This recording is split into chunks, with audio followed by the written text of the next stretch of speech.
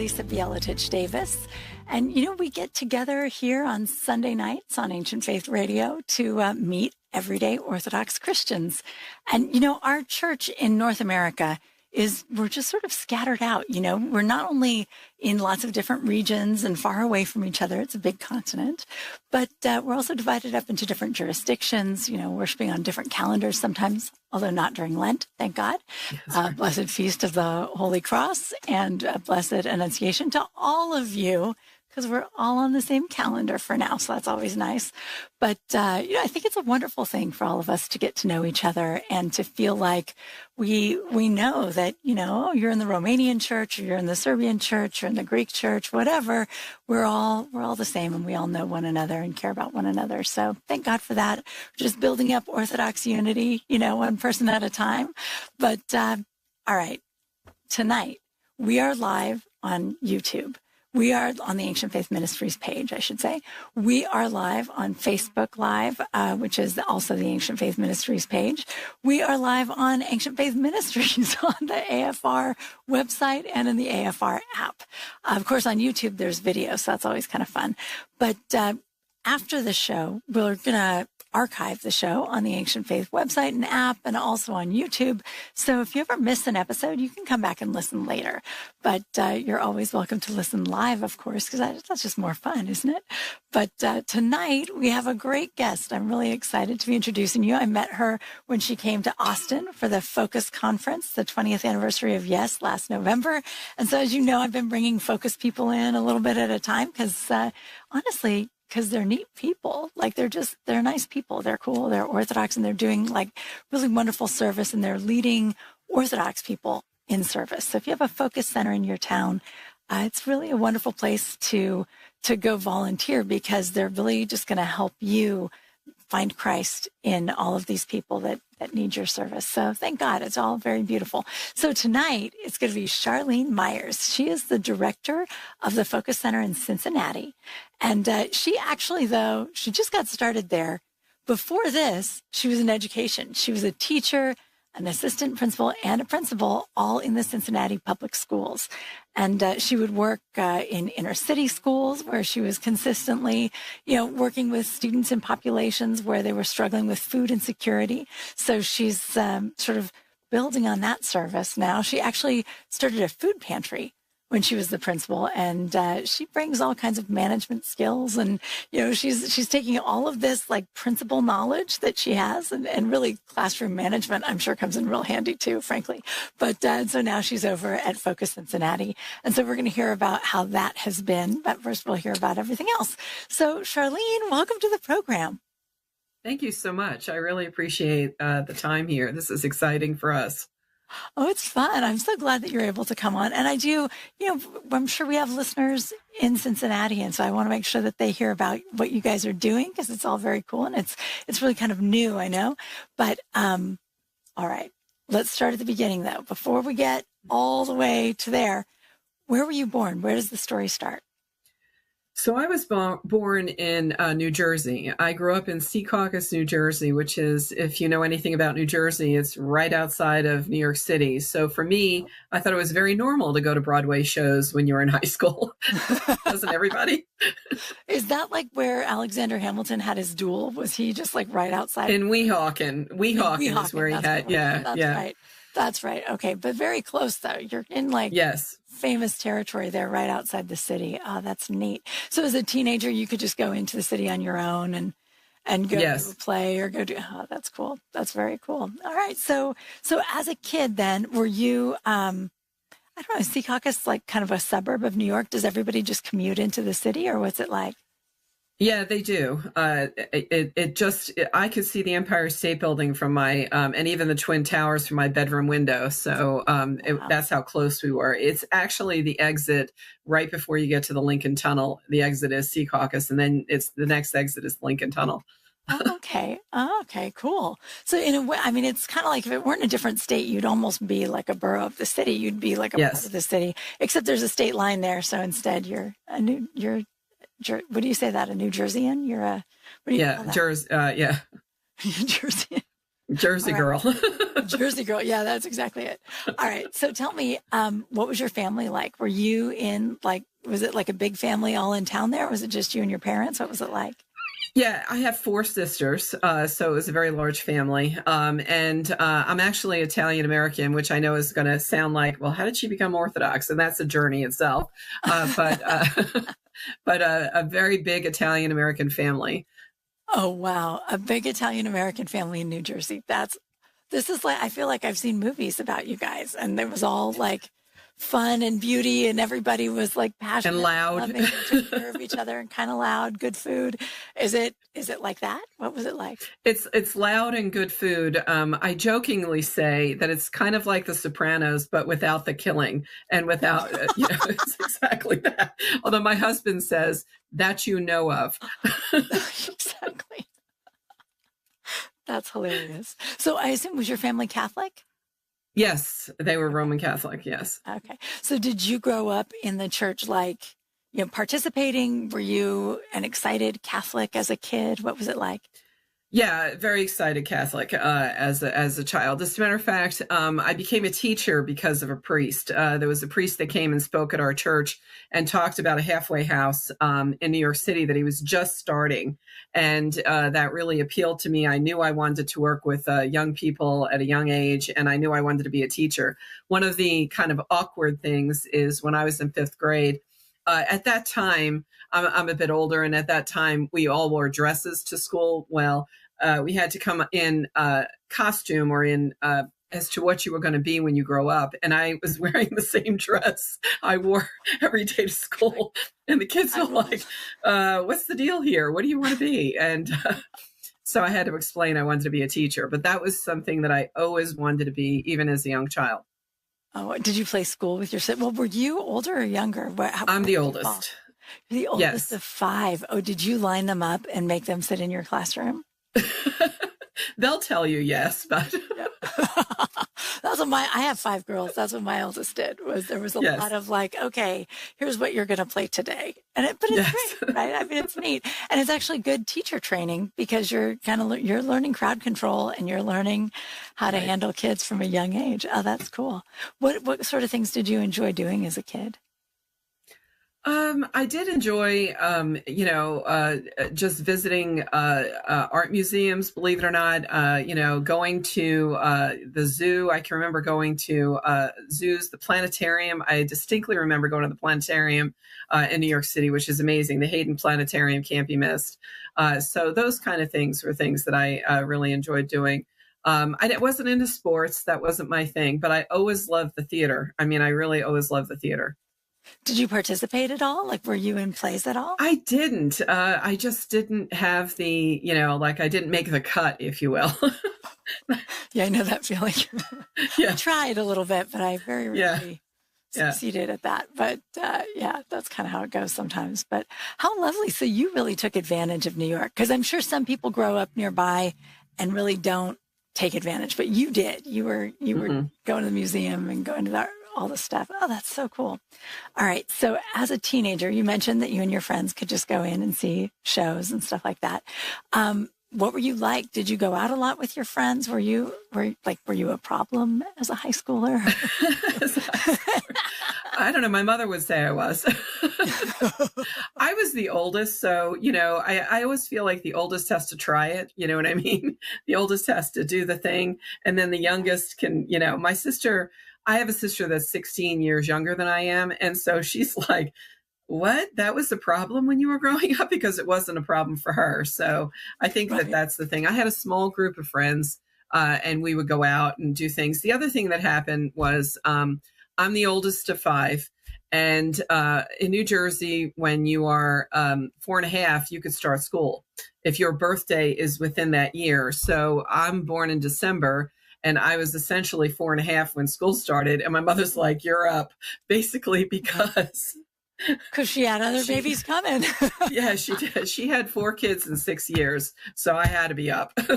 Oh, my gosh. Is anyone a twin? No. 4 kids in 6 years. It was just always. I had 2 kids in 4 years, and I don't know how she did it. So, that's a lot. That's a lot. It's very like just one after the other. Yeah, it definitely was one after the other. And it was definitely like, you're up, go to school. But you guys were all so close in age. Did that mean that you had like maybe more fun together, the four of you, that you were? We did and we didn't, I mean, there was definitely the sisterly rivalry kind of going on, that kind of thing. We now are friends, but I think when we were growing up, I don't know that we'd be considered ourselves friends, at that time, but now we are. Yeah. I always tell my girls, like, once you get older and you're out of the house, you'll realize you have a lot in common with them. When you're in the house, all you see are the differences, but yes. Then later it's like, oh, we come from the same place. We know each other, Yes. There's something lovely like that. All right. So, okay. So you're growing up, you're coming toward the end of high school. Is that when you heard this priest talking about the halfway house? No, actually, I was a young teen, like I would say 14, 15 was when when he came to our church and talked about that. And that really touched me. And I really knew that that's what I wanted to do at that age. And by the time I went to college in South Jersey. And there's a definite difference. If you're not from New Jersey, you don't get it, but there's a definite difference. It's so funny. It's such a small state. I'm in Texas. I'm like, New Jersey, how could there be that's amazing. Well, South Jersey is known for the beaches and all of that. And so I went to, it was actually called Richard Stockton State College. It's now, I think, Stockton University, but Richard Stockton, if you don't know, and you're on Jeopardy, he was a signer of the Declaration of Independence for New Jersey. There you go. So now you know the Jeopardy question. Now you know. So as I'm thinking about it, is it like North Jersey is sort of like the suburb of New York, but South Jersey is a suburb of Philadelphia? That is correct. Sort of, yes. Right? Like, because they're right over the river from Philadelphia. That's New Jersey too. So, exactly. So I could imagine that would also influence the personality, right? Because you think New York and Philadelphia are very different cities. So it's, oh, interesting. Now I'm going to have to contemplate this. And then for the next month, anytime somebody talks about New Jersey, I'm going to be all ears. I'm going to be like, really? You're South. Tell me about it. But all right. So you headed to South Jersey for school. Were you like going up to visit your family? I know a lot of times when kids have a really big, supportive, fun family, it's like they're home every weekend to go see them. But some people just want to get away. So how was it? I wouldn't say I wanted to get away, but I did enjoy my freedom. And so I didn't go up every week. Part of it was finances, you know what I mean? So, I was working my way through college, that kind of thing. And so part of it was really finances and working. What'd you do to work through college? McDonald's. Nice. Hey, you know what? It works. It pays the bills. It does work. Right? Yeah. Absolutely. Did Kamala Harris work through college at McDonald's? I feel like maybe so. And that turned out okay. So there you go. There you go. Mm-hmm. But all right. So you're working through school. So you really had to be there on the weekends because that's when you could make some money and get That's correct. Week. Okay, cool. Very nice. And so then as you're studying education or what? What was your major? English. So Stockton had the idea that what you're studying should be your focus and that your more or less your minor is education. They felt like your major should be, and it was actually literature. It wasn't English because they said what you're actually studying is not English as in the English language. You're studying literature. So that was my area of study, and education was my minor. I did student teaching at one point I was at Atlantic City Junior High, believe it or not. And then, because Atlantic City was right next to Stockton, but I did my, I think it was Absecon. Yeah, Absecon High School was where I did my student teaching. Well, so what was it like at Atlantic City Middle School? Very like rough. So. Picture. Yeah, it was really rough because the casinos, not to be political, but the casinos were just put in and the kids would look at you like, I can make more money than you did. You do, because the casinos were right there. It really changed Atlantic City. I don't know. I think it's gotten better, but I think at that time it was really hard. Oh, that's really interesting. That's very interesting that like the kids. Because, I mean, were they thinking they could make a lot of money gambling, or were they thinking like I could be a casino owner like these guys? Like all of a sudden all this money. Well, there was money to be had all over the place. Like you could be a valet parker and make a lot of money, get a big tip. There was tips all over the place. There was, odd jobs that, they'd want a kid to do that, kids shouldn't be doing. To go do that. Yeah. Yeah. Oh, wow. But of course, no tips for teachers. What an unfortunate thing. Yeah. No tips for teachers. Also, no inappropriate requests too, though. So there's, that's true. Balance. It's kind of a little of both. All right. But so, okay. So you're in South Jersey, you're student teaching. Did you have like roommates? What were you doing? What were you? Yeah, at one point, yeah, I think I'm trying to remember. It was a while ago. I'm going to give right. This, but I did have roommates. And I absolutely did have roommates. Through college. Yeah. I shortly met my husband at about that time. And so we started dating at that point because he was from South Jersey and I was from North Jersey. Oh, gosh. So yes. Cross-cultural. Yes. So and he is very stoic English, so not the Italian boisterous. Oh, no way. Really? Oh, yes. Man. Oh, boy. So how did you guys meet? At McDonald's, believe it or not. Did he work there too? He worked there, as the manager. He said it was the only time he's been my boss.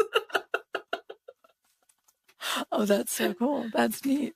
So was he also working his way through school at the same school? He was, yeah. He was going to school as well. He was a history and archaeology major. So that was his area of expertise. He's like Indiana Jones or something like that's neat. Was he planning on being a professor or something like that? He was. He was very influenced by, and this is where orthodoxy comes in. He was very influenced by a professor, a Greek professor, who he had. His name was.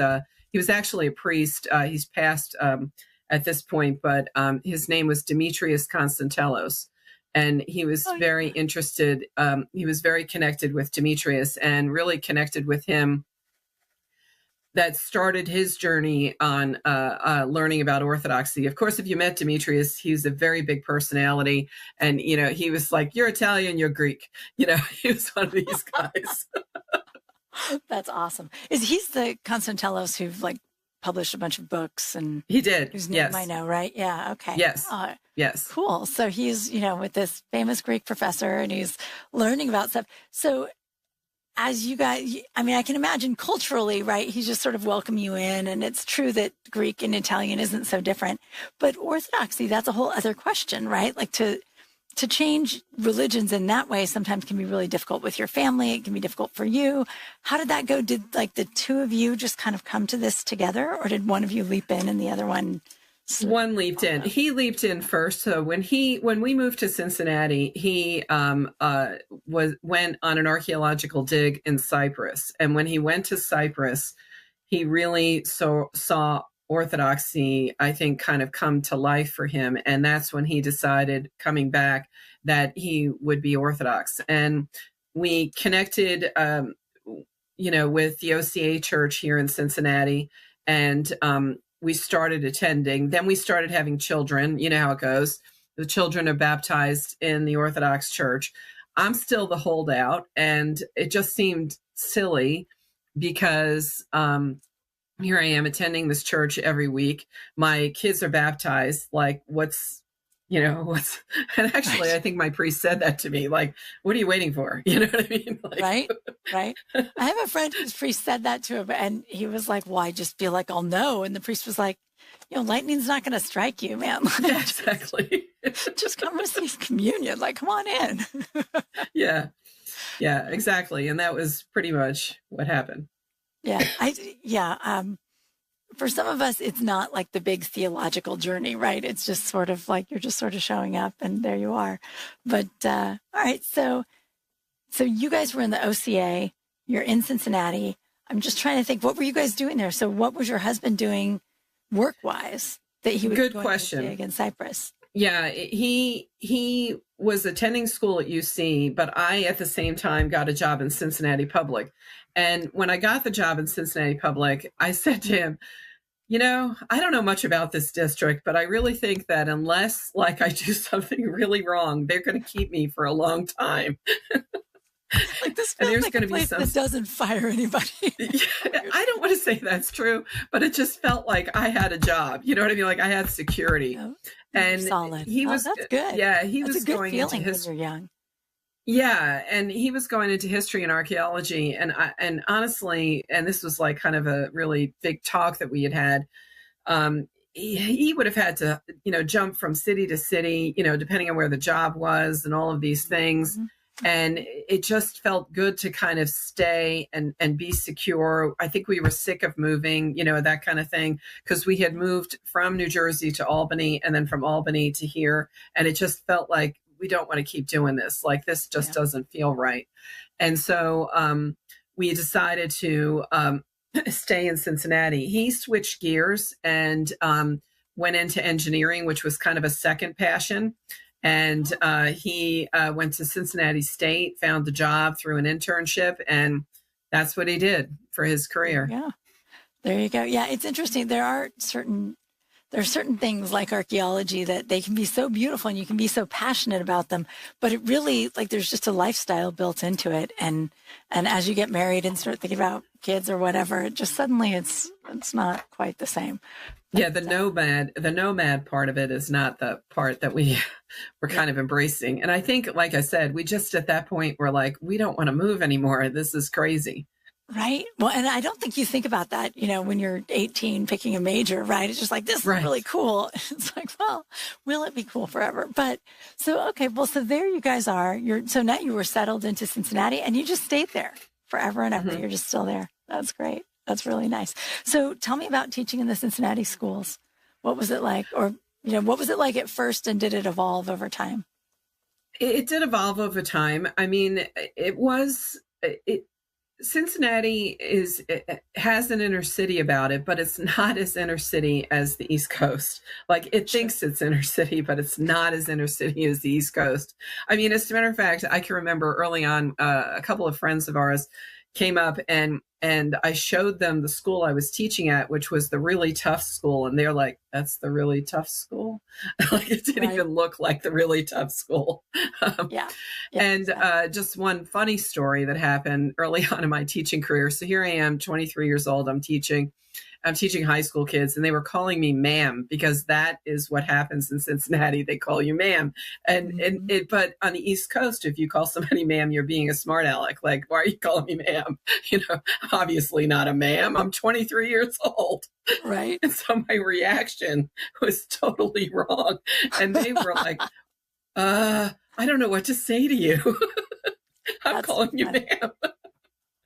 Cincinnati's an interesting spot too, right? Because it's like, it's Ohio, so it's the Midwest, but you're right across the river from Kentucky, which is the deep South, right? So does Cincinnati kind of have both of those influences, or is it really just, no, it's really Ohio, even though you can go across the bridge to Kentucky? No, I see more Southern influence being an outsider. I mean, I'm not my teachers used to say to me, you're not an outsider. You've been here now for 35 years. 35 years is a long time. Exactly. You're not an outsider. Get past yourself. But it does seem to me to have more of that Southern charm as well. There's definitely, things are definitely slowed down from the East Coast, that kind of thing. Oh, that's neat. That's really neat. But it's, I love Cincinnati. I think I was telling you before the show, I've only been there once, but I didn't expect anything of Cincinnati because nobody really talks about, it's not one of those cities that everybody's like, oh yeah, nobody really talks about what Cincinnati's like. Right. And, of course we had WKRP, of which I was a very big fan. So I figured it had to be great. And it is great. It's a very nice, really cool city. But, all right. So as you guys were settling in Cincinnati, did you miss New York? Did you feel like I grew up going to Broadway shows? We've got to move back. And your family's back there. Did you at any point want to move back, or was it really, you were just totally settled and happy and good? I think we had our mindset on that we didn't want to raise our kids on the East Coast because with the positives, there were negatives, just the fast pace of life, the people were just not nice. I mean, the worst example I can give you is in Cincinnati, when you're rolling your stroller, people run to get the door to open it for you to help you. So we're back home. I have Sophia, my daughter, in a stroller, and I'm trying to navigate the door to a mall. And a woman literally steps over my child to get, I mean, there were 4 other doors. Like, why did you do this? And I looked at her and I said, you know what? And I know this doesn't sound very nice. So I said, you know what? You're why I don't live in New Jersey anymore. Because it just blew my mind that somebody would step over my daughter.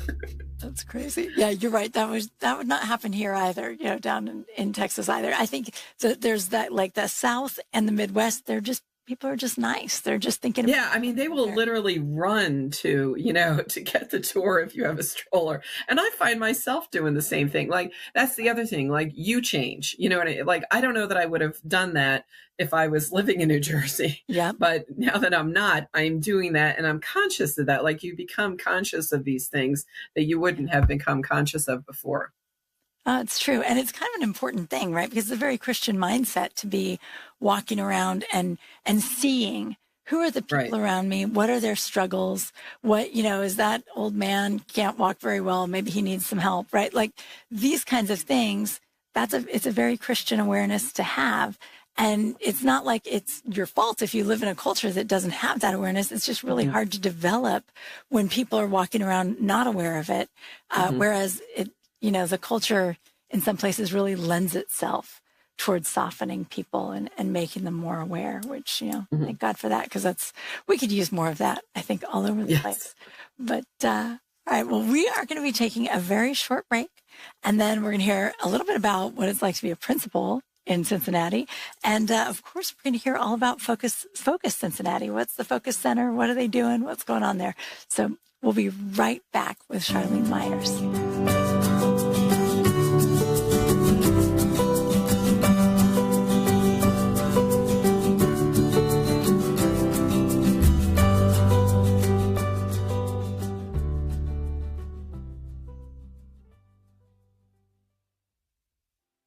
This March, join us for the 31 Books of March sale event at Ancient Faith Store. In celebration of the event's 10th anniversary, we're offering a large selection of books at 50% off every day from March 1st through March 31st. Over 150 titles reset each morning at 9 a.m. Central. Explore books on Orthodox faith, theology, history, and more, all at a discounted price. You'll also find children's books and titles by popular podcasters and hosts from Ancient Faith Radio. Each day brings a fresh collection of books at incredible savings. Visit us at store.ancientfaith.com. There's not a day you'll want to miss during the 31 Books of March.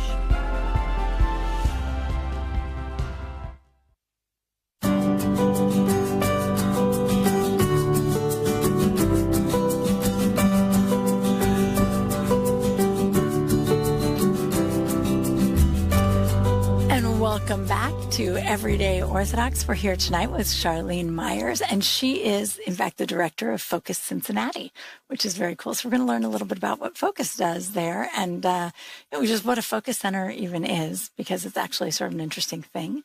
But before we get to that, actually, I have a couple of questions. I want to roll back a little bit. So you were talking about how your husband found Orthodoxy and you kind of came along, and then you were baptizing your kids in the Orthodox Church. How did your family react to that? Were they upset about it, or were they okay? Because I know a lot of Catholics sort of feel like the Orthodox are very similar, very much akin, and they'll allow Orthodox people to receive sacraments often, things like that. Mm-hmm. So were they very comfortable with that, or was it kind of a big deal for them? I think they were comfortable with it because of what you said. Their priest told them that piece that, I was allowed to receive sacraments. Not that I've done that, but that is something that was able to happen. So that was one reason they were very comfortable with it. But the other thing is, I was like 32, you know what I mean? So it was really hard for them to say, well, you're not going to do that, So it was, I think that's the other piece was I was older, so. Yeah. And by then with all those kids too, they had probably already seen enough chaos to know that yes, just turn out, with my 5 At least she's going to church. You know what I mean? Right. Exactly. With my 5, it's like, I don't really expect to have a lot of say in what's going on. It's just, I think people like with 1 or 2 kids, they feel like they still have a lot of sway. But when you have a big enough sample size, you realize that now you're just out of it. But, all right. So you baptized the kids first and then you guys, so were you guys like active in the church? Was it, did you raise? I was a church school teacher. I was a church school teacher from when my kids were younger. And that was one way I was active in the church. I participated in a variety of things that happened in the church. Coffee hour is everybody's favorite way to participate. Right. Absolutely. I'm more active in the church now that my kids are grown than I was, at the time when they were little. But church school teacher is the thing that comes to mind. There you go.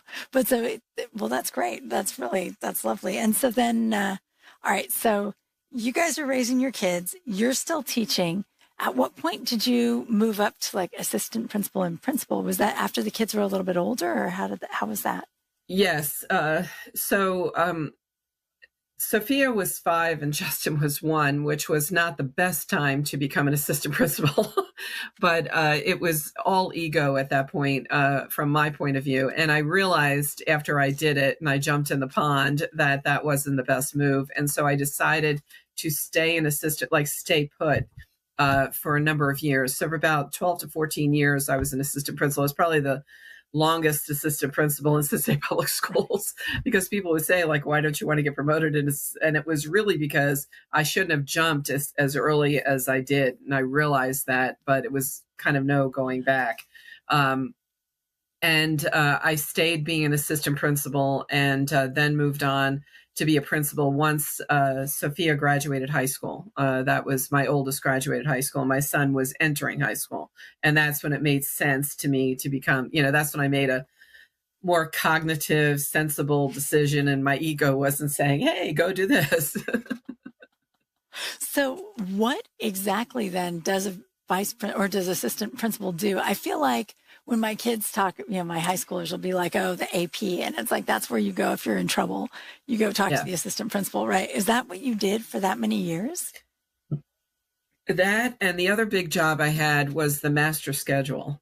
So I was in charge of doing the master schedule for the school and creating the master schedule. And that's before like AI. I bet you now they're just like, we need this many math classes and this and this and this. And you just put it in and it just spits it out. I bet that, or if not, somebody should do that. That's a good idea. Yes. But what a difficult, how big was the school? It was, at the time, it was close to 2,000 kids. Yeah, that's enough kids to make it real difficult. Absolutely. Yeah. I remember my high school where I was a student was like 400 kids. And it was great because, the math teacher she taught a different class every period, and that's where the kids went. And it just sort of fit, right? Like with a small school, it's not a big deal. But with a larger school, that is a lot to deal with. It's complicated. But did you hate that part of the job, or did you like it? I didn't. I loved doing the master schedule. That part of the job was like doing a puzzle. And I do like puzzles and that kind of thing, like mysteries. I'm that, I'm that person. So I did enjoy doing the master schedule. I have to say, disciplining kids, that got harder and harder over the years. One of the challenges that made it harder, and this is just sad to say, and I speak to all the parents out there, whatever you could do to support the school instead of, it just has, like, if you asked me, I think you asked me in the beginning, what have I seen that's different? That's the biggest thing I've seen that's different is, just not the same level of parental support that there was when I first started teaching. And that's the hardest thing. It's like, we have your kid on camera. We have your kid going up to the other kid and doing X, Y, Z. Like, how are you saying that somebody provoked them to do it? Right. There's video evidence. Yeah, exactly. I hear about that from people in education all the time that, and that's my generation. I've got 2 kids in high school right now, right? Like we have somehow we're not doing a great job of supporting the schools, and we complain about the teachers. We get angry about what they're teaching, how they're teaching. We don't like how they disciplined our kids. We don't like, the way she talked to her or whatever it is. And it becomes really difficult, because I think what a lot of parents don't realize is that those teenagers know that their parents are going to back them up no matter what they do. That's right. And so they're worse than their parents think they are, right? The parents think, oh, he's not that bad. Actually, no, they're kind of bad, and there's something off. I don't know how to describe it, right? But there's like a sneakiness in it. It's ugly. They're kind of winking at the teacher, like, my daughter teaches in the inner city, and so it's hard. It's very hard. And she sees this, but I think it's actually maybe worse in the suburbs from what I've heard. But that's actually true. Yeah. I will tell you something a principal said to me many years ago. He said, no one would think that because they have a checking account, they can run a bank, but everybody thinks that because they've been in a classroom, they could teach. And that's just not true. There is an art to teaching there. And if you've ever been in a bad classroom, you know that there's an art to teaching and making it engaging and making it, all of those things. And that's the piece that I think is frustrating, is that people don't see that piece. How is it in Cincinnati now? Is there a lot of, how do I put that nicely diplomatically? In Texas, parents have gotten very worked up about reading lists and all of these things. And so there's a lot of interference with the teachers. My kids' English teachers have to send me an email and say, we're thinking about teaching The Lord of the Flies. Are you okay with your kid reading The Lord of the Flies? And so I always kind of write an apology letter. I apologize to you on behalf of all of us that we put you in that position. Cause that's I read that in high school. Everybody reads that in high school. What are you talking about? Right. But there's a real sensitivity, because the parents are intervening and not trusting the craft of teaching, right? They're not trusting this person's educated. They're going to make smart choices. They're not going to do something to break my kid. But is that as much in Ohio, or is that not as much? I think in some places, and it depends on the book, there were a couple of instances where some school districts got in trouble for a couple of books book choices that they had chosen. Honestly, I did not see that piece in Cincinnati Public, but I'm going to say this about that. I've been out of the teaching part for a number of years now. So, I was an assistant principal, like I said, for 12 years. And then I was a principal for 8 years. So that's a lot of years to be out of the, teaching, area. Right. But I didn't have to deal with that as a principal. And I really, what I had to do as the teacher, this was bizarre. I had a parent that said that she didn't want her child reading the Diary of Anne Frank because it was by a Jewish girl. Surprise. That she wanted the child to read. And I'm going to forget the name of the author, but it is a Christian woman. I believe she's Catholic, that wrote about the Holocaust experience. A lovely woman, a lovely book. There was nothing wrong with the book, but Sure. it was It was not the book. Why is there a problem with reading Anne Frank? I don't know. It always amazes me when people have objections to people like Anne Frank or Mother Teresa. It's how are you objecting to these people? Right. No, it's true. It's always, every once in a while you can see it. You're like, oh yeah, I can see why that's controversial. Right. But there are so many things that I just didn't think would ever be controversial. And here we are. Right. So you never know. But, okay. So you were working as a principal. Did you retire and then later go to Focus, or did you were just actively a principal and it was that's it, I'm out, I'm going? What happened? I did retire because I had my years. So I was able to retire with my years. And then Stephen Christoforo is now the executive director, came to Cincinnati, and he started to talk about Focus. And I honestly never heard of Focus prior to that point.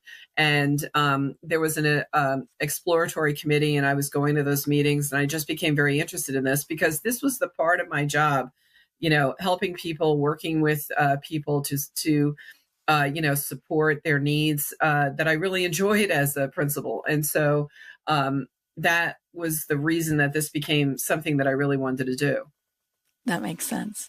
So with Focus, Steve used to have this job more. Now he's executive director, so I imagine he does not do this quite as much. But he would you could just call Focus and say, we need you to come start something up around here. Let's foment some interest in service. And they will send someone like Steve who would come and just start doing what? Like speaking at churches and gathering groups together? What was he just like giving a talk after liturgy or something? How did he reach people? So there was an interesting dynamic that happened in Cincinnati. The OCA Church, my church, Christ the Savior, Holy Spirit, had a person that was interested in Focus. And at the same time, Holy Trinity St. Nicholas, which is the Greek Orthodox Church, was talking to Focus. And the two didn't know they were talking to Focus, which is not unusual, I'm finding out, and how this all gets started. And so Stephen really brought us together more than just a post-liturgy talk. There might have been that early on. Honestly, I don't remember. But we had actual meetings with all of us together in the same room. And that was nice because now you don't have just one church hearing the post-liturgy. You have everybody hearing it at the same time. And that was really nice. And then an exploratory committee got started, and we were all selected. I don't know, maybe it felt like we were self-selected for the exploratory committee. And we started meeting in terms of what do we want the center to look like? And, how can we work so that we're really hearing the voices of all the churches that are involved? That's really neat. Well, and it's an interesting question, right? Because, if you're Orthodox and you're in a city without a focus center, right? Sometimes it's hard to know how to get started, right? Like, what do I do to help? And the thing that one of the mistakes that we make is we kind of like, oh, everybody needs a soup kitchen or everybody needs a crisis pregnancy center or something. You kind of have to like sit quietly and think about like, what are the resources that your parishes have, the ones that are interested? And then, what are the needs around you? And my sense is from Steve that you're just kind of feeling it out and finding like, where's the spot where you're going to be able to fit in and serve. How did that process go for you guys? Like, did you go through multiple ideas and then reject them and then finally find the right thing? Or did you guys know what you needed right away? No, we went through a bunch of ideas. One thing we did, and this is something that Focus is really great at doing, is building off of what is already here. I'm a big believer in not, recreating the wheel here. So both Holy Trinity and St. Nicholas and Christ the Savior, Holy Spirit both had food pantries. So let's start there, and let's see what happens. The second thing that Holy Trinity St. Nicholas had was they had a huge and this is pre-COVID, Thanksgiving dinner. And so here they were already, on the road to feeding people. Happy to report that the largest Thanksgiving dinner was last Thanksgiving with 188 guests. It was huge. We didn't know what hit us. People were tired on the serving line, and nobody gets tired on the serving line. Right. So it was really kind of amazing. And we were blessed to have that many people, that many guests kind of come to our meal. But that was really the start. It was looking at what we already have and not trying to recreate the wheel. Now, not going to lie, in the exploratory committee, we talked about, a Meals on Wheels type, idea, to maybe make the meals mobile. One of the reasons we thought of that was because both churches, Finneytown definitely, which is where Holy Trinity St. Nicholas is not the easiest place to get to. It can be easy, but it's just not. It's not in the middle. It's not in walking, distance. Yeah. Christ the Savior, Holy Spirit is in walking distance, and people can walk there. As a matter of fact, there were guests that walked there today in the pouring rain, believe it or not.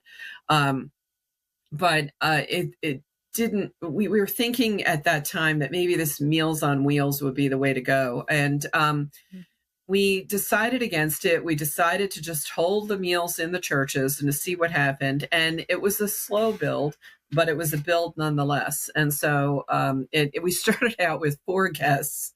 The next meal we had 12 guests. The next meal we had 24. And they said, you need to stop doubling. Right. Could we increase 5 people at a time, please? That's right. They were like, I don't know what you're doing, but stop the doubling. Yeah. Yeah. That's going to get real ugly real fast. Yeah, exactly. Wow. So is it that need is increased? Like, as you mentioned, the biggest Thanksgiving was last year. And you and I, before the show, were talking about how today it was like the biggest Sunday dinner you've had, which granted is a recent phenomenon, but still, is need increasing, or is it just that awareness of what you're doing and that people are welcome to come, that's what's increasing? It's really awareness. I don't necessarily see need, but it's definitely awareness. I realized somebody had asked me, like, how do you do this? And I realized that it's just a multitude or layers of connections with people and building relationships. One of the things I thought was, if it's the idea of, if you build it, they will come. So if we serve meals, they'll just come. That's not true. I can tell you right now, that's not true. And if that's your thought, strike it. It's not and it doesn't even matter if you have great food or anything like that. They're just not going to naturally come because you're serving food. So the second thing I thought of was, well, if I get, and this is just my teacher background, if I get handouts into the schools, that would be great. And then they'll come. Didn't happen. I did do some talking at city councils, at both city councils in Finneytown and or Springfield Township and in Norwood. That started to build momentum. But the thing that really built momentum was connecting with the pastors in the city, so that I could kind of get the word out through the other churches. And so sitting at a food pantry that's literally down the block from Christ the Savior, Holy Spirit, connecting with a pastor that's in Winton Hills, which is literally down the block from Holy Trinity St. Nicholas. So those are the things that really started to bring people in. And just talking to people and building relationships, that's the biggest thing and that's kind of a yeah, duh. Why didn't I think of that to begin with? Well, I mean, when you say it, it makes sense, right? But you don't always think of it at first, because it's like, well, they're hungry. We've got food. Obviously, it's all going to fall into place. We'll put up some flyers. But is it that the pastors need to be sort of talking it up? Is it that people want to come with their friends, like that there needs to be sort of a little crowd of people who are going to come? What do you think it is? I think it's a combination. The pastors talking it up is super helpful, and connecting with the pastors. I mean, what a better way, to kind of broaden your ministry, but then to work through the Christian faith. And I just think that's kind of amazing. And so I think the pastors talking it up is one way, but it is also like, I'm going, are you going? When I talk at the Ashland Pantry, which is down the block from Christ the Savior, it's a church, and it's a place that people, they were getting 60 guests a week, and I was seeing 4 people at my meals. There's a disconnect. So I realized that, and sometimes you think, oh, I don't want to go to that pantry because they might think we're in competition. No, we're not in competition. We're working together, and that's how you have to approach it. And not to kind of be afraid to kind of reach out. It's a Christian church. It's a Baptist church, and they're in the same business as we're in, if you will. Absolutely. That's lovely. I know I was interviewing the director of FOCUS Detroit, and he was talking about how they're really working with they're really like together in the, are you guys, when you say that you're working together, is it more like coordinating the schedule, trading notes, you're advertising their stuff, they're advertising your stuff like that? Yeah. And it even goes to, this is a funny story. So we got a donation of peanut butter body wash. If you ever want some body wash, and you, it was Girl Scout peanut butter body wash. And we got, I think it was 2 tons of it or something crazy. And so we obviously did not need that much body wash. So when I get extra stuff, I'm still stuck on the idea of a peanut butter body wash. I'm still stuck on the why they marketing. give it away. Nobody wants that. That's weird. I'm stuck on the marketing guys that thought this was a good idea. Exactly. I mean, wow, I'm kind of speechless. All right. So you have like 2 tons of peanut butter wash. What'd you do with that? So we gave them some, we gave some to Ashland because that only made sense. Like, we have a truckload for every church in town. That's right. Do you want some? That's awesome. Imagine that. And actually, it was Native Brand, which I never heard of Native Brand. I don't know. It's not a good brand. But it's a good brand. I think they're usually better than thinking of peanut butter body wash, but all right. That person's going to call in a few minutes and be like, listen, this is what we were thinking. But I mean, I welcome it because I would like to know, honestly. But no, that's really neat. I think there is something very beautiful about that because so much of why Christ calls us to feed people and to do these things is because he wants us to connect with one another, right? Like it's not just the transaction of getting the food from this place to that belly. It's really also this ability to talk to someone and to make a connection and to be human with one another and to, to connect across social lines and across church lines and whatever else it is. So it's kind of wonderful that he sets things up so that the only way that you can make it work is to go connect with the other people, connect with the other church, connect with the folks. So how many volunteers do you get? And what do you think like the volunteers like about coming into FOCUS Cincinnati?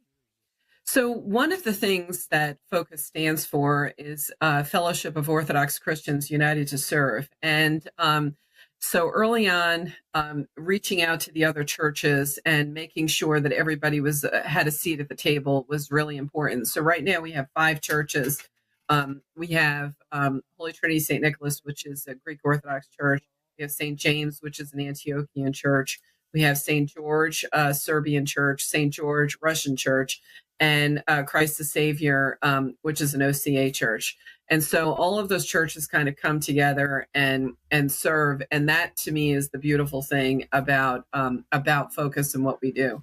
It just is super, it just making friendships and building relationships, not only with our guests, but also with other Orthodox Christians is really something that is very powerful and something I really love about the ministry. I love that too. I think it's, that's really what Orthodox unity is in the end, right? Like, okay, everybody can be under the same bishop or not, but if we know one another and we work together and we care about one another, then we can just let the rest of that fall into place when it's time. But what a beautiful thing. It's really, so is that pretty much every Orthodox church is involved, or do you still have more that you got to talk into coming over? There's more I have to talk to. There's an Ethiopian church and there's also a Macedonian church. So those are next on my list if you're listening. There you go. Watch out, guys. She's coming for you. No, that's wonderful. It's really neat. So that's what you do is you do a couple of meals, meals twice a week and then plus the food pantry? Actually, twice a month. So at Christ the Savior, we do a meal on the second Thursday and the fourth Sunday, which that's today, the fourth Sunday. And we do a meal on the fourth Tuesday at Holy Trinity St. Nicholas. Holy Trinity St. Nicholas has a food pantry every week, and we make between 50 and 60 sandwiches that go out the door the minute we make them. So that's kind of a meal that is sent out the door. We also get a donation from UDF each week of donuts, and we get a donation from Panera, which and UDF also gives us milk. And somehow or another they gave us coffee this time too. Jacked up Java. Jacked up Java. I know. So I don't know. And so that happens each week at Holy Trinity St. Nicholas. And then Christ the Savior has a food pantry twice a month. That's wonderful.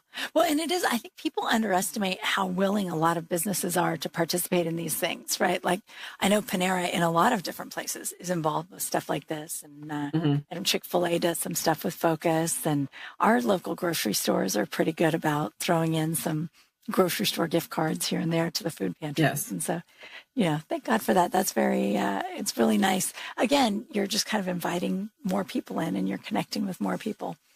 And there's a way, I mean, do you struggle to get volunteers? Like, do you have enough people? So every time I think we do, we have a system called Sign Up Genius. And every time I think we're going to, be on a struggle bus with it, there isn't. It just like kind of happens.